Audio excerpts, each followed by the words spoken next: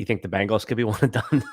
Yes, they can be. They can be, but I will not be saying that. All season long on this video, we've given you sneaky waiver wire ads, but now we're going to shift to our playoff leagues. Sneaky players that you could draft in your fantasy playoff leagues.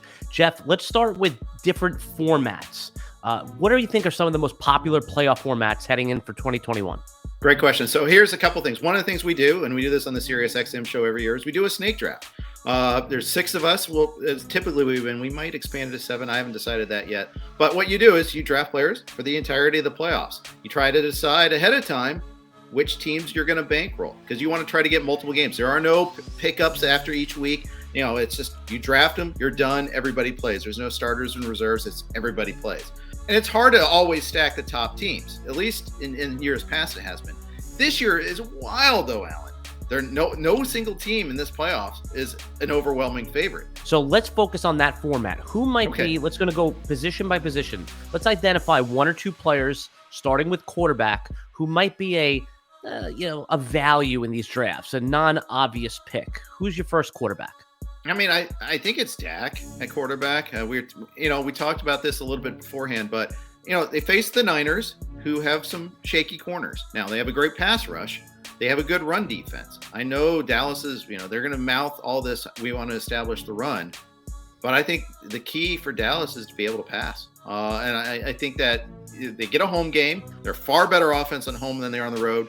Last week's game against Philly's JV notwithstanding. I think that plays in their favor. Now they're only going to get 1 home game most likely, but we'll see. And to your point, also in a typical 6 or 7 team draft, you'll be able to get 1 or 2 of the pass catchers if you take Dak early on in your draft. Okay, right. Is there another quarterback if you miss out on Dak, or if you're in a league where you have to start 2 quarterbacks? Who's another one that's a little bit further down the list that you might end up being a sneaky winner for your league? So weird to say it's sneaky, but go Tannehill. Because who talks up the Titans offense? Does anybody really talk? They're the number 1 seed, and I guarantee you they're not going to get that number 1 seed treatment in these drafts. And you look at the way Tannehill's played lately when it's mattered, like last week against Houston. And granted, he's not going to face Houston. He's going to face a tougher pass defense, but they're rolling right now. They've got Brown healthy. They've got Tannehill healthy. They might be getting Derrick Henry back, but Derrick Henry is not going to get 40 carries. He's never going to get 40 carries, but he's not going to get 30 carries. I really don't think that's going to be the Tennessee offense when they eventually play in a playoff game.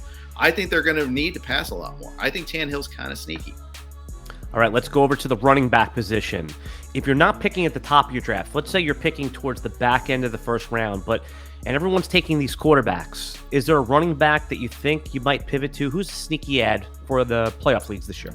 Well, I think there's going to be a couple of guys that could be kind of sneaky. Elijah Mitchell against those Cowboys. I think you can run against Dallas. I think that's going to be something that they're going to try to do. Now, granted, Debo is the fly in the ointment for Elijah Mitchell. That he could run the ball at any given moment, even at the goal line. So that could be an issue there. I think that might be one of them there. I want to see the status of Leonard Fournette. The fact that they don't have a bye kind of works against them a little bit, but Fournette could be pretty important to this Bucs team. This Bucs offense that's going to obviously doesn't have Chris Godwin, doesn't have Antonio Brown, obviously. And they may need to run the ball a little bit more. I don't think they really want to rely on Lev Bell for those playoff carries. I think playoff Leonard will be back. The best value from a betting perspective that I've identified is the New England Patriots. So I'm going to be stacking some Damien Harris in some of my leagues. I can see thinking that they can go on a little bit of run. And I don't think anybody thinks New England is going to get to the Super Bowl. So, all right, let's go with the wide receiver position. Who looks like a sneaky ad for your playoff league? Gabriel Davis is kind of sneaky. Now, you're taking the Pats against the Bills, so you probably disagree with this, but you know that Jackson's going to be locked on Diggs. So I think they're going to need to find other receivers that can contribute a lot. I think Gabe Davis is going to be very important for the Bills. Because even if they only play 1 game, which, they're favored to play multiple games, Gabe Davis can get you 2 games worth of stats in 1 game with his touchdown catching ability. I really like that call. All right, let's go over to the tight end position. Which tight end might be a little bit of a sneaky ad for your playoff league? Well, under the guise of that Dak is a value, I think Schultz is a little bit of a value. He won't be one of the top 3 tight ends, but he should be. I think he's so important to this Dallas offense.